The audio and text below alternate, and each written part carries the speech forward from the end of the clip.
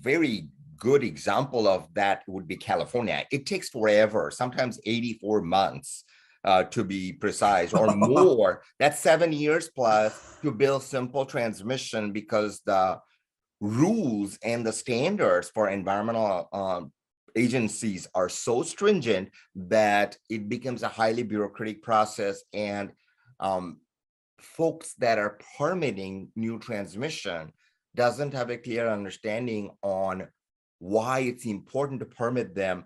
They have some valid reasons and legitimate concerns, but I think that FERC has to step in and say, look, you can't take that long to permit a project. There is this process called CPCN, Certificate of Public Convenience and Necessity. Sometimes CPCN process could become a major problem. I'll give you an example. When I was in PG&E, I tried to build a 33-mile long from Palo Alto into San Francisco to serve the customer load, because we were shutting down generation in the city. It took us over 6 years just to permit a 30-mile long transmission line, and a major challenge hit us when they basically said, I'm not going to allow you to build this transmission line overhead. You're going to have to put this underground because you're going through some sensitive areas. We ended up skyrocketing the project cost. A simple transmission line that would have costed us $100 million ended up costing $233 million. Hey everyone, and welcome back to another episode of Clean Techies, the podcast. This is episode 43, and I am really excited to bring this episode to you. This is a conversation with Bhaskar Ray, the VP of Interconnection and Development Engineering at Hanwha Q-Cells USA. And today we are discussing kind of everything and anything about the power grid. So Bhaskar, just a quick introduction to him. He has over 30 years of experience in the power delivery space. He started his career working in utilities. He worked for Xcel Energy, Pacific Gas and Electric, Southern California Edison, and then eventually moved into renewables, working with the infamous SunEdison. Eventually then moved into consulting, and then back to renewables IPP, where he is now Hanwha Q-Cells. And of course, Hanwha Q-Cells, just shout out them, they're developing and owning renewable generation projects across North America. And so Bhaskar is highly involved in the thought leadership and just kind of helping solve grid issues with various different ISOs. I know he's highly involved with FERC and NERC in general. So really knowledgeable person on how the grid works, how has seen kind of the transition from conventional generation to renewables with the intermittency issues. So we had a really good conversation. We kind of started with a history of the grid and how it played out, some of the big regulation changes, and then shifted into what we have now, and then talked about some of the possible solutions for solving the future, right? So I'm really excited to be able to bring this to you, because I know Bhaskar, I've known him for a while, and I just think this is a really informative conversation, especially for a lot of people who are not familiar with the space. This is something I've become a bit familiar with because I've recruited a lot in it. But I think a lot of people could really stand to benefit understanding kind of the basics of how the grid works and some of the issues we face, because there is a lot of innovation that needs to happen in the future here. So really excited for this conversation. Before we do get into the show, as always, want to make special thanks to our sponsors, Next Wave Partners, for sponsoring this podcast. Next Wave are experts in talent acquisition, recruitment, and retention across the climate tech, renewables, and ESG spaces globally. So if your team is growing or you're looking to make a career change, you can reach out to Next Wave various ways. Next Wave, one note is they do provide various services within recruitment, so they can do contingent, retained, RPO offerings, various kind of solutions that are creatively structured to help you achieve what you need. You can reach them through their website at next-wavepartners.com, or you can reach one of their consultants directly by going to their LinkedIn page and finding someone who is in the right region and space for you. So without any further delay, let's get into the show. Welcome to the show, Bhaskar. How are you doing? Thank you. I'm doing very well, Silas. Always a pleasure seeing you and talking to you. Yeah, absolutely. It's always a pleasure. I very much enjoy working with you and everything you guys are doing at Q-Cells. So I guess let's start out for everybody who does not know you. Could you maybe just give us kind of a quick introduction to yourself and what you're doing now? Sure, absolutely. I'd be happy to do so. And first of all, thank you very much for the opportunity to talk with you and your audience. So appreciate the opportunity. And I'm Bhaskar Ray, the Vice President of Interconnection and Development Engineering here at Hanwha Q Cells USA. I came over to Q Cells a little over a year ago from another renewable energy company named BayWa. I have been in this space now for about 31 years. So it's been a while since I've been in the power industry. I have a master's in electrical engineering, and I started my career in the very early 90s in Excel Energy in Minneapolis. And I spent the entire decade there working as a transmission planning engineer. And then after I got tired of the snow, I came to California back in 2000 to start a new millennium and joined Pacific Gas and Electric Company up in San Francisco and did more transmission planning as a senior consulting engineer, did lots of transmission upgrades in the greater Bay Area.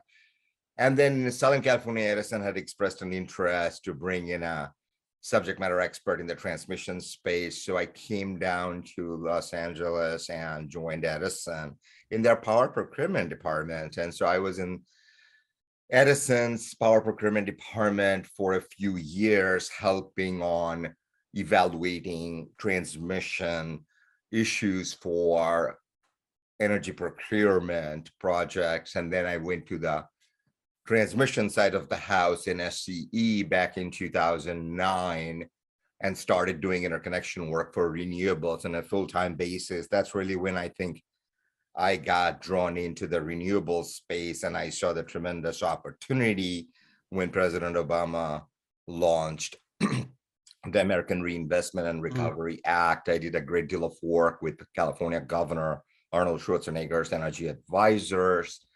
And then I came into the renewable space back in 2011 to work for a large German company named Solar Millennium, where we had perhaps the largest solar project in California called Blight Solar Project. And that's really when I came to the renewable development space. Unfortunately, that company didn't survive. Their business strategy didn't, help them be successful. So they fell apart. And then I went to another company called Sun Edison, who everybody knows. And yes. I was there as their head of interconnection for over 3 years. Did a great deal of work in California as well as in other spaces. Sun Edison had a large portfolio of solar projects. And so after Sun Edison sort of fell apart as well, I went to the consulting space in Burns and McDonnell and helped with renewable work as well with many developers and such. And then last 2 years, I've been with renewable companies. And in Hanwha Q Cells, my work has been twofold. The first is to build a strong pipeline of projects. When I came over just about a year ago, we didn't really have a pipeline. So we went from, a 0 megawatt pipeline to over 13 plus gigawatt pipeline in less than 9 months. And then I also started building a team so that we can handle this 30 gigawatts with the expertise, thanks to you and your team for supporting me with bringing in talent, and talent acquisition became also a primary focus. So, in this space, I've been very actively pursuing solar plus storage projects, as well as standalone storage projects in a variety of markets. I'll just mention some of the big markets that we've entered and successfully been maturing projects. They include New York ISO, they include ERCOT, they include Pacific Corp, they include Colorado, they include ISO New England, they include some of the CERC regions. And obviously, we're now exploring additional regions like Cal ISO, Midwest ISO, Pacific Northwest, and some other regions as well, individually, which are not ISO jurisdictional.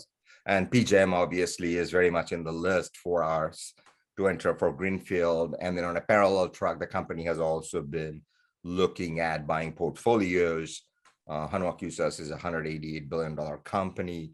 The growth is potentially significant. We've been building our team all across. So that's been kind of the focus in terms of, what we're trying to accomplish. So this year, the goal has been to focus on maturing this, 13 plus gigawatts, and on a simultaneous parallel track, also find out how the strategy should be to further bolster the pipeline. Yeah, it's obviously an exciting time. I think with the investment, it's able to do quite a lot with Hanwha. I'd be keen, maybe because you've kind of worked in, I mean, I'm not sure if this is completely unique, but it seems quite unique to me that you've worked in all of the major areas of consulting in the developers and in the utilities, right? That Maybe is correct. the one exception having not worked at an ISO. Could you maybe explain a bit about the history of regulated and deregulated markets? Like, I'd be keen to understand kind of the evolution of how it has all come to be. Sure. Well, in the 90s, when I worked in Xcel Energy, it used to be called Northern States Power Company. It was not Xcel Energy. It was a very highly regulated market, a vertically integrated industry where utility covered generation, transmission, distribution, and essentially determined what they need to build to serve their customer load. They had it all, but then in the mid-90s, along came FERC with their 888 and 889 rules, where they deregulated, where energy marketing was separated from transmission. And that's how things got started when California ISO was formed, essentially deciding that FERC made rules that no longer utilities will have monopoly on serving their customer load. Generation market should be divested. As a result of that, a lot of utilities like PG&E and Edison sold their power plants to third parties, and hence the entire North American energy trading became a different animal altogether in terms of establishing energy markets. And the utilities were told to avoid monopoly, sell majority of their generation assets so that other parties can play ball. But along with that came the whole challenge of how to incorporate other generation into the market and reliably serve the customers. Because in the past, utilities were fully responsible. They had monopoly market. They build generation closer to load and serve them. Now, you have no control on where generation is being located. And hence, you have to bring that generation closer to the load. So that's really when the whole concept of figuring out how to avoid grid congestion started, because resources could be located geographically remote, and you need to have proper transmission to serve the load. And that is what we're dealing with 25 years later, catching up in understanding how transmission should be built. I'll give you a simplified example. Let's take an example of Los Angeles. Los Angeles has a huge amount of load for serving LA Basin, over 18,000 megawatts, let's say. But most of the generation is not based in the LA metro area, because it is impossible to have the large power plants built in the LA metro. They are served from remote regions like northern LA Basin, or eastern cluster in the desert, for example, in the I-10 corridor in the Palm Springs and farther east area, all the way into the California-Arizona border. So then the question becomes, how do you bring generation to serve these 18,000 megawatts of load? And then as generation started to slowly retire because they're aging assets, they need to go for retirements, environmental issues, and as such, along came renewables to replace. And intermittent resources, it's not very easy to replace existing traditional resources like coal units, hydro units, or gas units with renewable, because there are grid issues, highly complex, where grid stability, grid reliability has to be maintained. You can't say that I will replace 1,000 megawatts of coal plant or gas plant with 1,000 megawatt renewables. It's not a 1-to-1 ratio. Megawatt wise, the calculation may show you so, but it is not an apples to apples replacement. So that's really where the complications came in on how to do this. So that really is the biggest challenge in my mind for utilities and ISOs to figure out how can you accomplish adding renewables in the grid, but don't degrade the reliability. So just to clarify, is that because you can't replace it apples to apples because of the intermittency? That is correct. The intermittency of the resources requires you to have supplemental facilities in conjunction with it. Let's take a simple example. Due to unforeseen circumstances, Edison was forced to shut down their nuclear power plant between LA and San Diego in San Onofre, which is basically between Orange County and San Diego region. When all that nuclear power plant was shut down, Edison scrambled to figure out how to maintain grid reliability. It wasn't that easy to say, oh, I lost 2,000, 3,000 megawatts of generation in songs, which is the acronym of San Onofre nuclear plant, and I will just replace that with 3,000 megawatts of solar resources in I-10 corridor.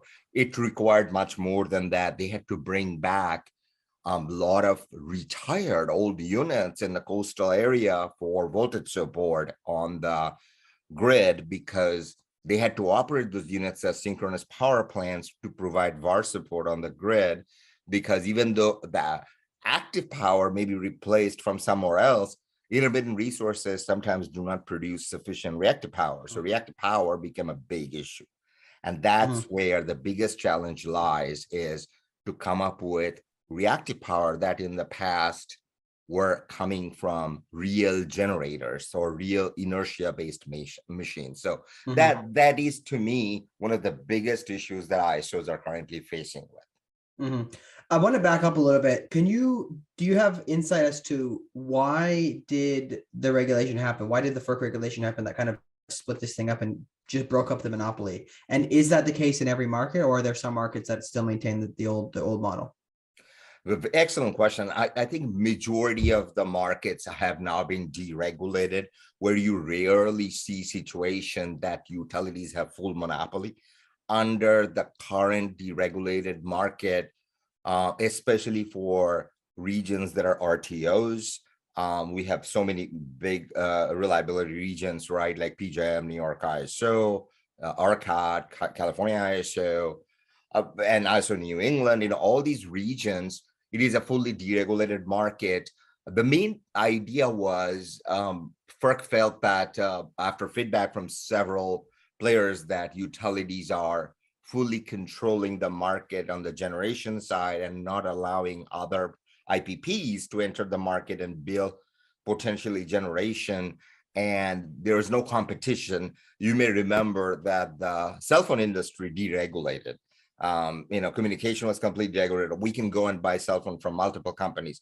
In this particular case, electricity being a commodity, end-use customers had no choices. You are forced to buy electricity, wholesale, retail, from utilities only. Prices are still very high. So the idea was the energy markets will become cheaper if consumers have a potential to buy energy from developer XYZ, who is all playing ball in the market as opposed to only utilities. So that was the main reason. The main reason of deregulation was to bring costs down for electricity. Okay. So, but when that's done, so I feel like there's maybe a flip side to the coin, right? When that's done, obviously you can reduce the energy price overall, but perhaps like what we're seeing now with the complicated issues with building, generation, and we can talk about this a little bit in a second, the time it takes to interconnect, aren't the prices going back up because of how costly it is to build, or is it still significantly lower? Because I don't have anything that I've never purchase electricity before Right. before this market. Right. I think the prices are still better because of Mhm. economy, because you now have an energy market where people can bid in with all sorts of energy cost. And it's showing that if we had not deregulated, energy costs would have been very high. And monopoly always kills competition. There was no competition in the electric wholesale market. So yes, in certain regions, costs could be going high, but there are potential solutions for such. If you didn't open the market, I don't think that utilities would have been driven or motivated in terms of clean energy. They would have Yeah. continued not to bring in clean energy because there was no incentives for it. And the RPS mandates only helped accomplish it. In certain regions, yes, it is true, transmission has to be built, but I don't think that had we not put utilities on the spot and taken away some of those resources, it would have been possible to avoid that, because eventually utilities have also ran out of ideas on how to build generation. Generation eventually had to be built far away from load anyway, because there's only so much generation you can build closer to LA Basin or San Francisco. San Francisco is a classic example. There is no generation right now in the city of San Francisco. City of San Francisco has 1,000 megawatts of load that hangs on relatively weak transmission, and there is a high voltage DC transmission line under the seabed that brings in power from the other side of the bay to serve the customer load. So generation had to go away. Utilities would not have been able to build a new generation in the city of San Francisco because of strict environmental standards.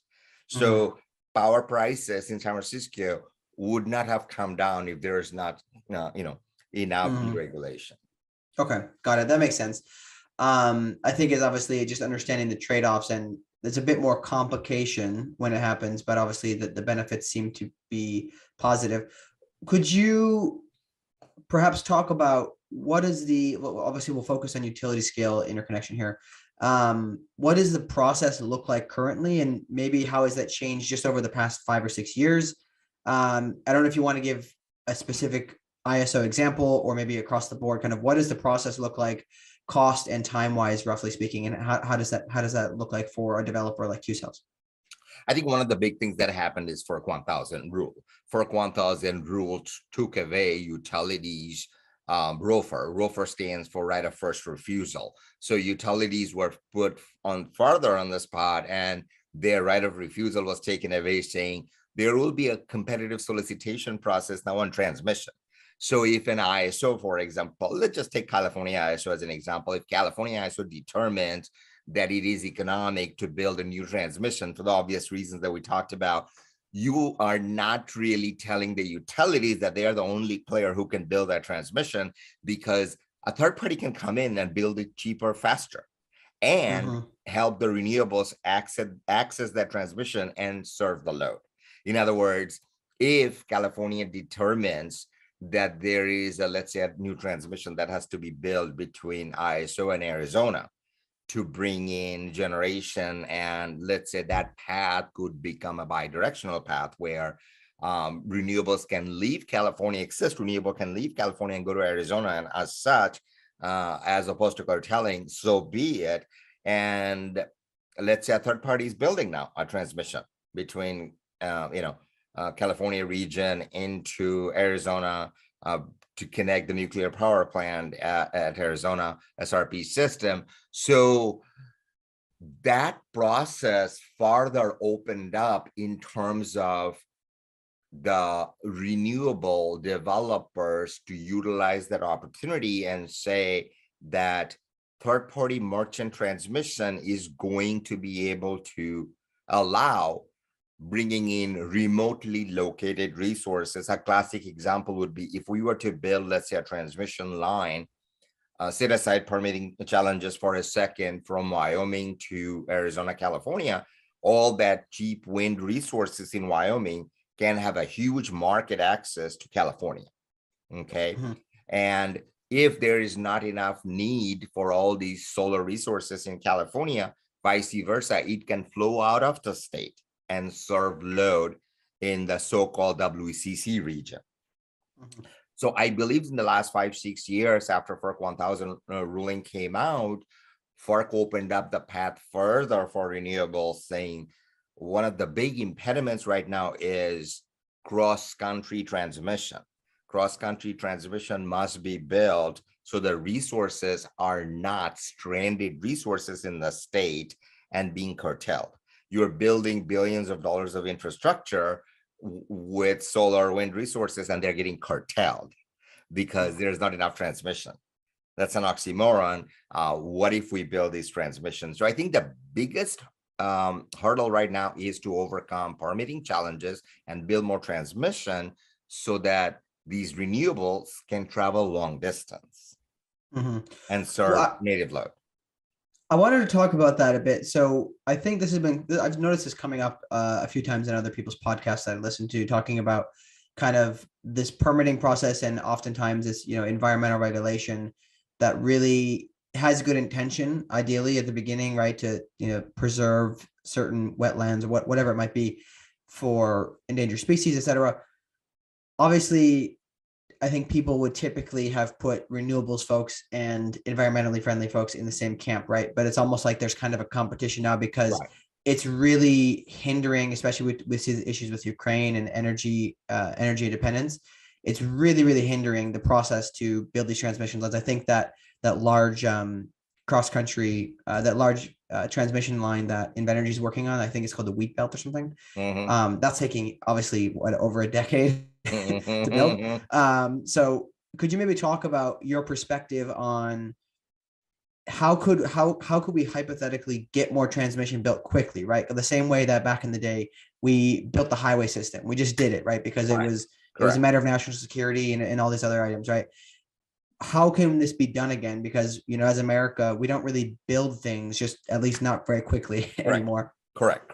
And a very good example of that would be California. It takes forever, sometimes 84 months to be precise, or more. That's 7 years plus to build simple transmission because the rules and the standards for environmental agencies are so stringent that it becomes a highly bureaucratic process, and folks that are permitting new transmission doesn't have a clear understanding on why it's important to permit them. They have some valid reasons and legitimate concerns, but I think that FERC has to step in and say, look, you can't take that long to permit a project. There is this process called CPCN, Certificate of Public Convenience and Necessity. Sometimes CPCN process could become a major problem. I'll give you an example. When I was in PG&E, I tried to build a 33-mile long from Palo Alto into San Francisco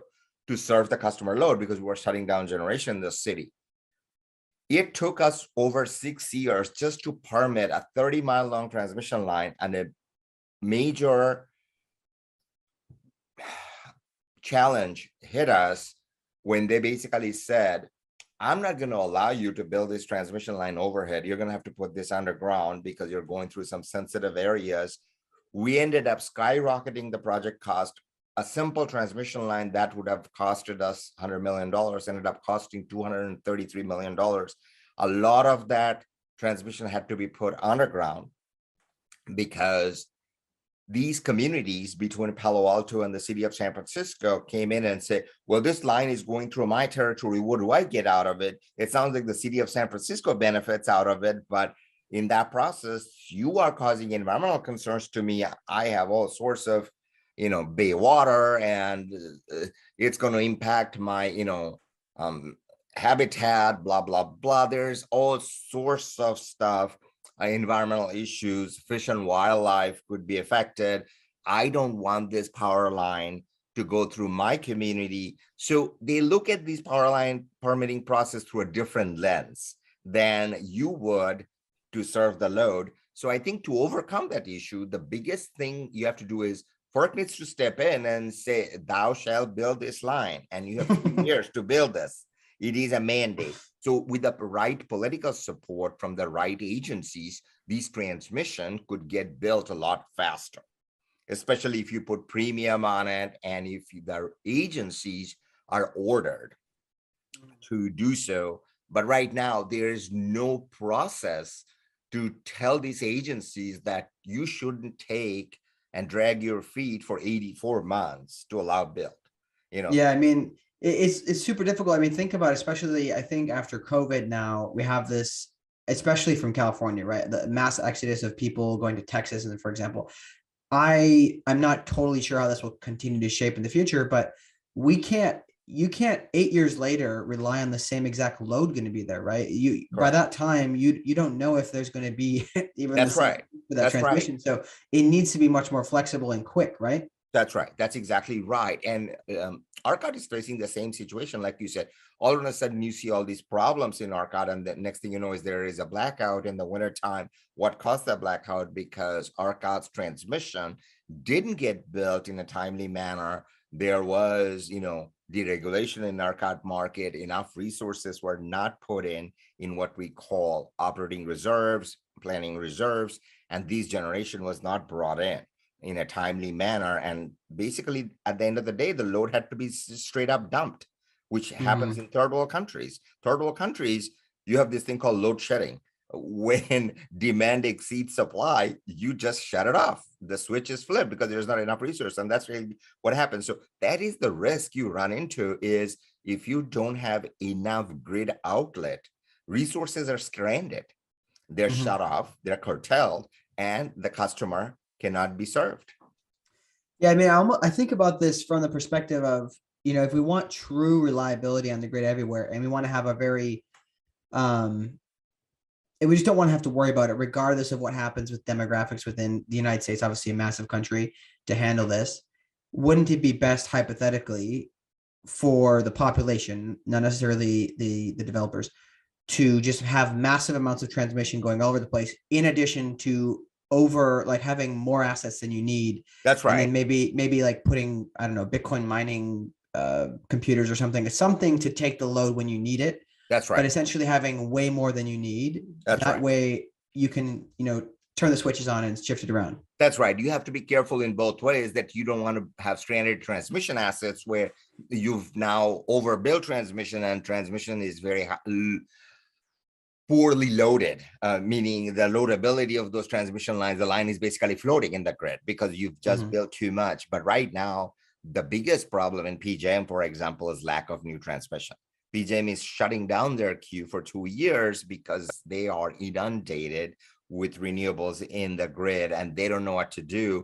Since October of 2020, I've been participating in their interconnection process improvement stakeholder process to figure out how to get PJM's transmission process cleaned up for making the interconnection process not become a bottleneck for renewables getting access to the grid. And starting October of this year, PJM is going to shut down the applications acceptance for new renewables and figure out in 2 years how to clean that grid up. So, it cuts you both ways, where at the one end, you have to figure out how to strategically build transmission, but at the same time, strike a healthy medium to say, okay, let's just not blindly build transmission all over the place. Let's try to figure out how to maximize what we've got right now. Utilization of the existing assets, for example, for a recently ruled that dynamic line ratings, for example, is a very important thing where you need to bring out juice from the existing grid by another 15-20% if you can do this. So that is another way to determine that majority of the grid problems are caused by transmission lines that are loaded, let's say 10-15% on top of their ability to carry power. If you can extract another 10 or 15%, a lot of the problems go away. So how can you do that? There are ways to maximize that. So I would say, the focus is now shifting to figure out what we've got today. Can we work with that and essentially extract another 10-15% of juice from the grid? Mm-hmm. So would you say, I guess from what you're saying, to me it seems like there's essentially a coordination issue correct. tied with just it takes too long to do things, right? Correct. So Would you say those are the two kind of main things? If you could have some type of body that was able to coordinate, which again, obviously it's pretty much impossible to do. There's too many things to know. I don't even think a computer could run all those calculations. But if somebody hypothetically could manage the entire thing and coordinate, maybe with other bodies, including like demographics shifting and people moving, etc., and being able to build things quickly, would those be the two major fixes that could hypothetically solve this on a mass scale?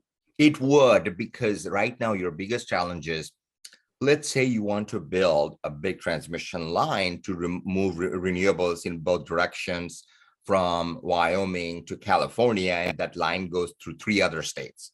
Those 3 other states in the intermediate path essentially becomes a choker and a bottleneck by saying, I don't want to pass permitting for this line because I don't benefit out of it. What is your benefit on this? Years ago, when Southern California Edison tried to build a power line from Palm Springs area into Arizona, Phoenix region, Arizona Commission looked at it and said, it sounds to me all the benefits are primarily going to California, so I don't want to participate. And they rejected the Devers to Palo Verde line construction with the permitting, saying, no, I don't want you to build it because Edison, all the benefits go to you. You get access to selling renewables into other markets, and you also now have access to cheaper resources from a nuclear plant that resides in Arizona. There's nothing in for me. So had you had a federal entity overseeing the whole process and said, no, this really needs to be done, let's say if FERC had stepped in and mediated, that line would have been built 15 years ago. So answering your original question, you need FERC to take a more prominent role and help this so-called interstate transmission lines get built by saying, we're working on a common goal. You shouldn't restrict and have this vision where you say, oh, the line is just going through from point A to point B. I am not a recipient of any of these line benefits, so hence I should be refusing to permit this line through my state, and the project is dead. I'll kill this project. So had you had a federal entity looking over that, you would probably be able to build more transmission. Yeah, I feel like then that gets a little bit sticky, because then, essentially they have to favor somebody, right? At some point, somebody's going to get a benefit. Correct. Somebody's going to get the short end, right? But the difficulty is obviously as a country. War. It's a tug of war now between federal government and state government. You get into that highly political situation where the state is now wrestling with federal. And then every company is going to recruit tons of lobbyists essentially to try to get their things. Yeah, it's a tough one. This is a very tough topic. That's right. That's right. I guess obviously though it comes down to the need. Maybe this is this may be obviously for a different podcast, but this is idea of America being an entirely one country. It's basically too large to manage. That's right. At least efficiently, right? That's right. Maybe this could go to the question, do you think, it's difficult, especially with the United States, for example, where there are massive resources located in certain areas that other areas don't have, right? Wisconsin does not have a lot of sun. Out west has a lot of wind, et cetera, but they don't have as much load there. So do you think in this case that the obvious answer is to find ways to try to work together? Yes. Or is it better to have, the smaller the grid, the better, right? The more micro type of grid, obviously not quite a microgrid, but smaller grids that are just reliant on themselves and they have less to worry about. The answer is yes to all of it, and microgrids are hence becoming so popular. Irradiance is an issue. However, the biggest problem right now you have is lack of energy storage. Batteries are needed because you have this infamous duck curve, for example. Colorado is a classic example. I was in a conference recently where the Colorado regulators, utilities like Xcel, talked about the fact that they have all these wind and solar. And because of the diversity of the nature, they have this thing called sand dune problem where wind resources are coming in when wind is blowing in the nighttime, and solar resources obviously are coming in the daytime, and they don't have enough energy resource to solve or absorb these resources and store them and dispatch them at a time when you need them most. So they're forced to curtail it. So I would say it is a very case-by-case basis where you do the evaluation of this market, saying, okay, I have wind, I have solar, but I don't have enough batteries because the prices have been at a point where large scale batteries were not built to integrate these resources successfully to the grid. As a result, I am curtailing generation that I could have saved and essentially smoothed out the so-called duck curve. Mhm. And so I would say energy storage has a huge role to play in these markets where you're just not storing enough resources. And like you said, you're always going to have higher amounts of solar resources in markets like Texas, California, Arizona, where the weather is different than going into New England market, Wisconsin Mm. market, Minnesota market. The radiance is different, right? So I think you have to get really coordinated in those states and figure out how can I solve this problem by putting more energy storage so that when I'm generating, that resource is being stored somehow for serving load when people are going home at 6 p.m. in the evening and flipping their lights, their air conditioner. That solar resource that I capture during the daytime is not being wasted. Yeah, I mean, I think this could go to a broader discussion too. I mean, there's obviously, I've heard a lot of people on here talking about energy storage. And I think there's one company that specifically comes to mind. I think it's called Hydro Store, if I'm not Mm-hmm. mistaken, that has more of like a mechanical type of energy storage where they just lift up a weight essentially and then decharge it, right? That's a very inexpensive way to build energy storage in those situations where you Right. don't require, massive amounts of minerals, et cetera, for these batteries, which is oftentimes a complaint, right? We're depleting resources. That's another topic. But what about the future of electric? If I would assume, I'm making a big assumption here. Out west, there's a lot more agriculture, right? And what if these machinery ran off of electricity instead of fuel, right? Could that help somewhat? Maybe not a whole lot, but it help somewhat flatten the demand or flatten the Absolutely. peaks.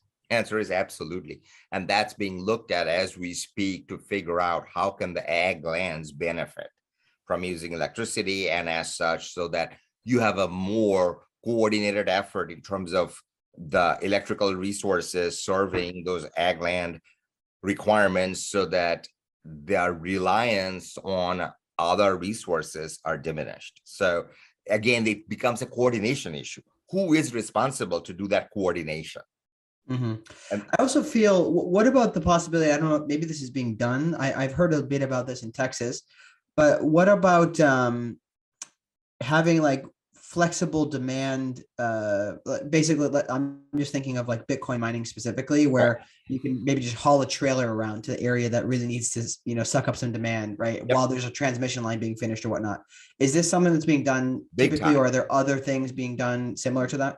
Bitcoin mining is being looked at very seriously in several regions, and as such, to figure out how variable load resources could suck up the generation. So there is some significant effort here right now underway, especially in ERCOT, like you said, to look at Mm. Bitcoin mining. So the answer is yes, people are looking into this region wise.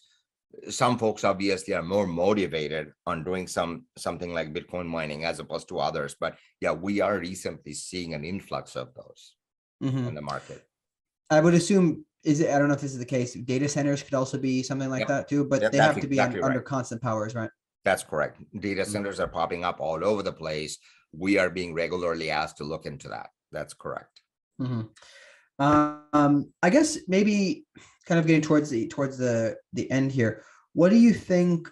I guess generally speaking, the future based off of, if you feel like you're very plugged into what's happening on these different levels, what do you think the future of this kind of interconnection and grid process will look like? Maybe the upgrades. How are things going to shift out in your rough estimation as new technologies pop up and we try to electrify essentially everything? I think it's a twofold approach in my mind. I think the two major things we need to accomplish in North America is how to make life easier for building transmission faster, cheaper, in terms of making sure that it doesn't take 96 months or 84 months to build transmission. What are some of the things you need to do to regulate the permitting process so that people who are highly motivated to build transmission other than utilities has the ability to enter the market through competitive solicitation process. Nextera, for example, has entered that market, right? and playing ball in that region. So you have to promote that motivation, and Build Back Better plan was supposed to pave the way for some of those activities. And then the second thing is new technology. What could be done? For example, grid forming inverters. These inverters are capable of providing grid benefits for reliability improvement, stability improvement. How can you deploy grid forming inverters, for example? I'm just using an example.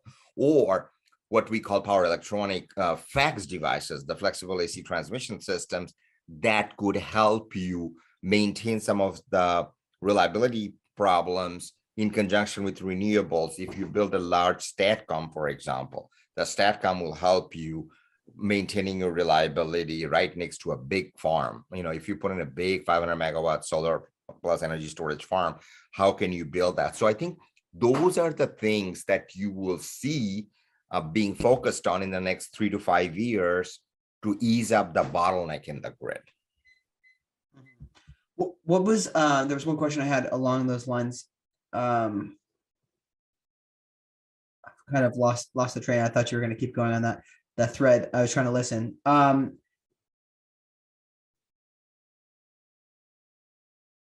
I guess, what do you think is going to be the effect of like EV charging on the grid? Or actually, sorry, no, I remember my question. It was, what do you think the effect of offshore wind is going to have? And is that going to be a really big benefit, or is that going to cause a lot more strain? I know there's a lot of talk of floating offshore wind probably in the next 5 or 6 years or something like that on the West Coast. I'm kind of curious to hear your thoughts on that. Yeah, I've been exposed to offshore wind quite a bit during my consulting life, and offshore wind could be pros and cons in a sense that it could cut you both ways, because there are specific nodes where only the Bureau of Ocean Management will give you ability to inject offshore wind. And then the point becomes, okay, so you put in these large amounts of offshore wind into these points, how do you integrate that? You need large amount of ESS or energy storage resources to integrate that offshore wind. Offshore wind is not essentially all the time good news. California is looking into that offshore wind. PG&E shutting down their Diablo Canyon power plant in San Luis Obispo in Central Coast area, right? Offshore wind is being looked at right now as a replacement potentially for that. People have lined up in the CAISO queue 3 years ago to put offshore wind. You inject all that offshore wind into the grid, you really need infrastructure, transmission, storage, to collect that offshore wind. Otherwise, that offshore wind could cause potential grid congestion. It could become a cheap resource in terms of replacement power for the nuclear plant, because you're concentrating it. You might be able to use the suddenly unused transmission capacity that you got. If you're retiring a 3,000 megawatts of nuclear plant, all that power line that was primarily there to deliver the nuclear power plant output to the customer load are now floating, right? It essentially, because the unit is gone. So how can you do that? So the offshore wind essentially is a replacement, but it is again an intermittent resource. So again, you have this challenge of integrating. It's a grid integration issue. Intermittent resource has to be integrated. And then on top of that, if you have solar resources in that vicinity where wind is being pumped into, then now you have this a diversity problem. I guess this kind of begs the question almost, I think this is kind of a debate in the renewables community, is why wasn't there a push for nuclear? And why did we go away from it so badly, given that like we can trust the technology, our battleships and our aircraft carriers run off of them. Do you have any thoughts on how that might play into the future, or if it will come back? Yeah, there's been a lot of discussion about this. Nuclear is one of the cleanest power plants. However, the big nuclear threat, let's not go very farther just to see what happened with the Chernobyl plant recently. It is now under Russian. Nuclear power plant, while provides very cheap, very reliable, clean power to the grid, because of its nature is a high threat, in a sense that you also have to deal with the fact that nuclear waste has to be stored. This became a big issue because federal government was going to build a nuclear waste plant in the Yucca Mountains area in the state of Nevada in the desert, but it never materialized. So nuclear waste storage is a big issue. And because of the nuclear power plant security threats. Nobody really wants to bite the bullet and do it. And because of some of the accidents that's happened, for example, in Japan, that accident happened, right? So there is a tremendous amount of political opposition in building new nuclear power plants. For example, there is a nuclear proposal in state of Utah, for example, to build this. Would it get, built? Bill Gates Foundation is behind it. It's in the queue of Pacific War. Question is that going to get built? Time will tell. But because of the inherent nature of what it is, my guess would be you're not going to see much of nuclear, even though nuclear is a very reliable, clean power. When I used to work in Xcel Energy, I'll give you an example. We ran out of storage space by Mississippi River for a big plant called Prairie Island. Prairie Island was about to get shut down. It was running out of resources. Minnesota Public Utilities Commission came back to Xcel Energy and said, okay, I will give you this thing called dry cask storage, where you can store these nuclear waste rods in these dry cask storage that you can build. But as a result of that, I'm also going to mandate you to build 400 megawatts of wind resources in Southwest Minnesota. If you build 100 megawatts, I'll give you 3 dry cask storage. If you build 200, I'll give you 5 incrementally. They were forced to put clean energy. So nuclear plant is a tough animal. Edison shut down already their Song's plant. PG&E is shutting it down. Why are we not building new nuclear plants? The answer is obvious, right? Because of the reliability issues, as well as the high threats that comes with it. They're prime targets, right, for attacks and as such.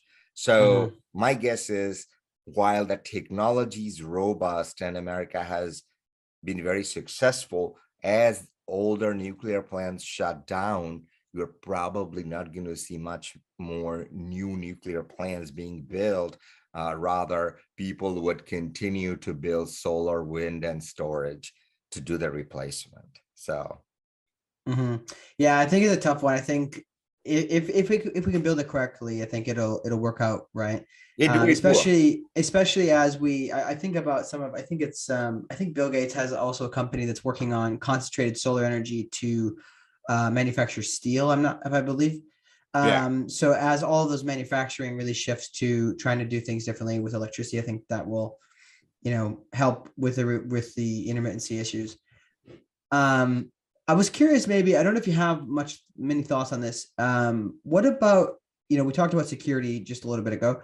What about cybersecurity and how the grid operates? Like, is that something that's a big concern currently? Because I know that, I think it was last year sometime, there was some issues with some of the software that a lot of solar or renewables companies use. I was just kind of curious to hear your thoughts on that space, if you have some opinions. It is a huge concern because of cybersecurity threats, the hackers, and as such, utilities and ISOs has become increasingly concerned about having this infrastructure information not falling into the wrong hands, for lack of a better word, and doing it. I'll give you an example.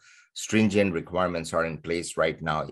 Even if you want to get, for legitimate reasons, power flow base cases, as simple as that, you have to go through a CEI clearance process. CEI stands for Critical Energy Information Systems data, where you have to pass FERC's background check before you can get access to a power flow base cases, because if it falls in hands of, I'm just going to use a name, Russian hackers, it could potentially be catastrophic, because they can shut the grid down by jacking into, the sensitive information. So it is a huge issue right now for everybody to make sure that sensitive grid infrastructure data doesn't fall into old hands, wrong hands, and hence you're going to continue to see more and more stringency on NERC's compliance for cybersecurity.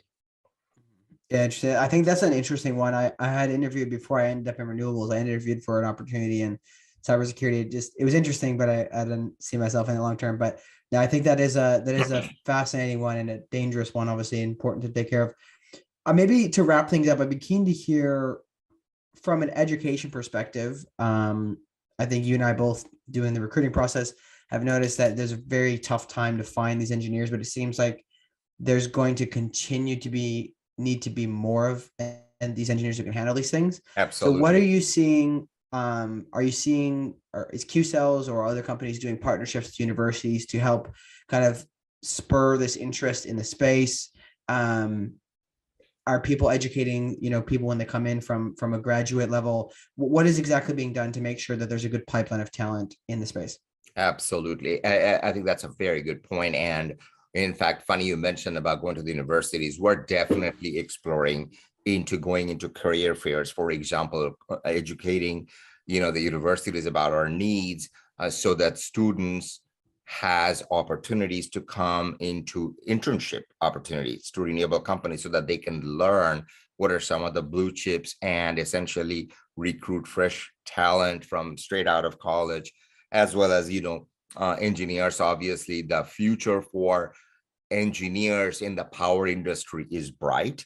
I see a massive need for talented engineers to join this, because in order to cope with all the issues that you and I just discussed in the last 15 minutes or so, you are going to need a lot more engineers to handle this. A good example is you saw how much engineering resources I have hired during the last 9 months or so, and we are not done yet. We have to do so. So long story short, you're going to continue to see the need for talent in power industry, where folks bring in fresh perspectives. Folks are looking into how to manage the grid, solid technology understanding, bring in their perspectives that they're learning in the energy industry, especially the power background, energy background.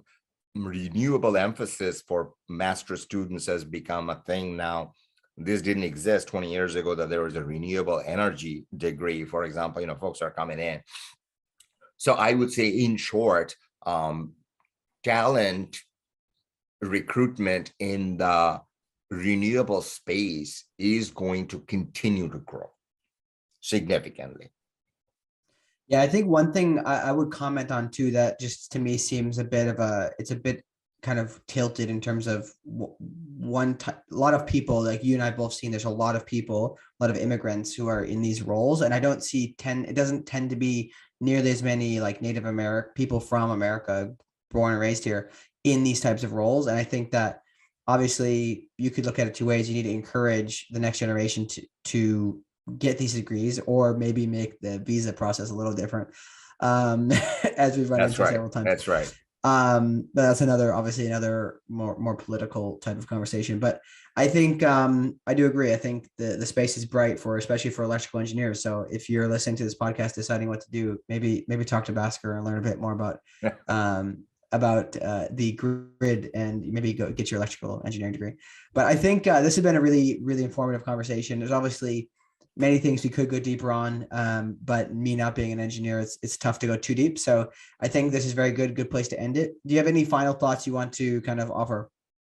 Yeah, I think what I would have my message to all the young folks that are starting out their career is, don't be discouraged by thinking that, oh, power industry is so old and boring, I'm going to go to this fancy electronics and computer world, because that's really where it is. In reality, that is not at all true, because I think there is a certain amount of glamour connected to computer science industry, where people feel very motivated to go into computer science and think, well, power industry, electrical engineering is kind of old and boring. That is not the case, because the power industry is very bright. So I highly encourage folks to take a look at the big picture, understand this, and enter the market, because you're absolutely right. We see more and more people signing up for computer science degree because they think that Silicon Valley is the place to go and understand this way. In reality, that is not quite true. Power industry is evolving, brighter and better. It is not the old, boring utility world. You will be working in not those old giant utilities anymore. You'll be working all across, the renewable sector. So yeah, I think I would assume there's a lot of room for innovation within the that's space, correct. probably especially on the materials side when it comes to the actual equipment That is that correct. it takes to build transmission lines. So That's right. very good. Well, it's been a pleasure having you on, and we'll definitely have to have you on again in the future. Maybe some big announcements come through with with FERC or something in the future. We'll see how it goes. But thank you so much, Bhaskar. Absolutely. Thank you. The pleasure is all mine. It's been a pleasure talking a little bit about this exciting market. So thank you. We hope you enjoyed this conversation with Bhaskar. Again, anybody who doesn't find it interesting, maybe just not interesting to you in general, but I think that this is something that not a lot of people are familiar with in the space, just in general. So I hope it was helpful. I hope you enjoyed it. If you do want to hear more of these conversations, please do subscribe and turn on notifications. If you're listening on Apple Podcasts, as always, we really do appreciate reviews and ratings there. It really helps us to gain reach. And as always, please, of course, share this with somebody who you think could find it valuable. Perhaps, some younger people looking to get into the space, not sure what their career motives are and where they want to go. Perhaps they find this interesting. Please, if you're interested, feel free to join our Slack channel if you want to get further involved with other professionals in the climate tech space. We have a newsletter that goes out the 27th of every month. You can subscribe to that. Connect with Bhaskar on LinkedIn, especially if you're a professional in the space. If you have any follow-up questions for him, I'm sure he's glad to connect with you there. And then, of course, you can connect with me and reach out with any questions on Twitter or through the Slack channel. Quick shout out for next week. For the next episode, our podcast will be with John King, the founder and CEO of Hyperlight Energy, which is, I would say, maybe not perhaps revolutionary, but a very, very interesting thermal energy company that has recently announced its first pilot project in California. So they're actually moving things forward from a technology that's been developed for a while, but really, really interesting conversation with John. So definitely that should be coming out later this week. Please give that a listen as well. But thank you so much for taking the time to listen to the podcast, and we will see you next time on Clean Techies, the podcast.